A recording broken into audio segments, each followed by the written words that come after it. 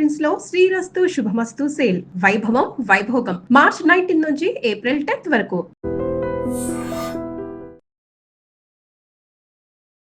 Welcome to iDream news. ఈ రోజు నుంచి కొత్త ట్రాఫిక్ వైలేషన్ రూల్స్ అయితే అమల్లోకి రావడం జరుగుతుంది. ఇక మీదటి నుంచి చలాన్లు ఉన్న తర్వాత పర్లేదులే, తర్వాత కట్టుకుందాంలే, పోలీసులు పట్టుకున్నప్పుడు అప్పుడు చెప్తాంలే, ఎంతో కొంత పోలీసు వాళ్ళు ఆఫర్లు ఇచ్చినప్పుడు వాటిని క్లియర్ చేసుకుందాంలే అని ఇలాంటి నెగ్లిజెన్సీ ఉంటే మాత్రం డెఫినెట్లీ మీ లైసెన్స్ తో పాటు ఆర్సీ కూడా సీజ్ చేయడం జరుగుతుంది. సో కొత్త ట్రాఫిక్ వైలేషన్ నిబంధనల ప్రకారం, కేంద్ర మోటార్ వెహికల్ నిబంధనల ప్రకారం ఇది చర్చించడం జరుగుతుంది. కొత్త రూల్స్ ఏదైనా సరే జరిమానా ట్రాఫిక్ వైలేషన్ రూల్స్ లో పడ్డప్పుడు వెంటనే వాటిని క్లియర్ చేసుకోవాలి. లేదంటే మీ ఆర్సీతో పాటు లైసెన్స్ కూడా ఖచ్చితంగా క్యాన్సిల్ అయ్యే అవకాశాలు ఉన్నాయి. దాన్ని బట్టి ఇప్పుడు ఇంకా అమల్లోకి రాలేదు.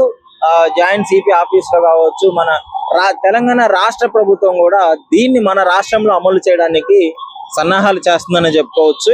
ముఖ్యంగా ఈ రోజు డిస్కషన్ స్టార్ట్ అయితే నాకు తెలిసి, అంటే రూల్ ప్రకారం ఇప్పుడు డిస్కషన్ చేసుకున్న తర్వాత గత 2 రోజుల్లో, ఇప్పుడు రాబోయే 2-3 రోజుల్లో వాటిని డిస్కస్ చేసి ఖచ్చితంగా అమల్లోకి తెచ్చే అవకాశం ఉంది. ఎందుకంటే ఈ మధ్య కాలంలో ట్రాఫిక్ నిబంధనలు పాటించకుండా ట్రాఫిక్ వైలెన్స్ చేసుకుంటూ ఎక్కువగా ఇబ్బంది చేసే పరిస్థితులు అయితే మనం క్లియర్ గా చూస్తున్నాము. సో ఎంతో మంది ట్రాఫిక్ రూల్స్ పాటించకుండా ఇష్టం వచ్చినట్లు రూల్స్ బ్రేక్ చేయడము, పోలీసు వాళ్ళని తప్పించుకొని వెళ్ళిపోవడము, సో ఇట్లాంటివన్నీ జరుగుతున్నాయి. సో దీన్ని దృష్టిలో పెట్టుకునే రూల్స్ మార్చాలి. కొంచెం కఠినంగా ఉంటే తప్ప వీళ్ళు వాహనదారులు మాట వినరు అని చెప్పేసి పోలీస్ వాళ్ళు, డిపార్ట్మెంట్ వాళ్ళు ఫిక్స్ అవడం జరిగింది. తెలంగాణ రాష్ట్ర ప్రభుత్వం కూడా అదే విధంగా నిర్ణయం తీసుకోవడం జరుగుతుంది.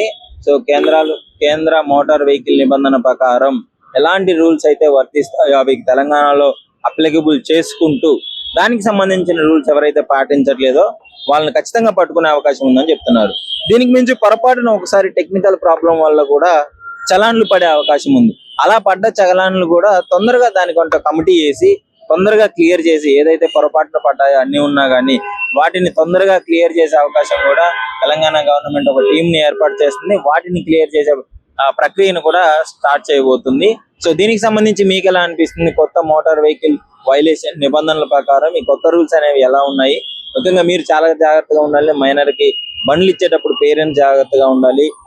రూల్స్ అండ్ రెగ్యులేషన్ పాటించకుండా సిగ్నల్ క్రాస్ చేయడము, సో ఈ విధంగా చేస్తే మాత్రం ఖచ్చితంగా లైసెన్స్ క్యాన్సిల్ అయ్యే ఛాన్సెస్ ఉన్నాయి. మళ్ళీ చెప్తున్నాను, రూల్స్ కరెక్ట్ గా పాటించండి.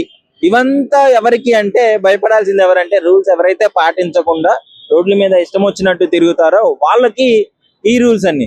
ఎవరైతే ఖచ్చితంగా హెల్మెట్ పెట్టుకొని ఖచ్చితంగా రూల్స్ పాటిస్తారో, ఇంకోటి 5 చలాన్ల కంటే, ఇయర్ లో 5 చలాన్ల కంటే ఎక్కువగా ఉంటే వాటిని చెల్లించకపోతే మాత్రం ఈ రూల్ పక్కా అప్లికబుల్ అవుతుంది. అక్కడ ఇంట్లో ఉన్నా కానీ, బండి తీయకపోయినా కానీ బండి సీజ్ చేస్తారు. ఈ చలాన్ల ప్రకారం 5 చలాన్ల కంటే ఎక్కువ ఉంటే పక్కా బండి సీజ్ అవుతుంది. సీజ్ అయిన బండే కదా, నేను దొరకకుండా బయట తిరుగుతా అంటే ఒప్పుకోరు.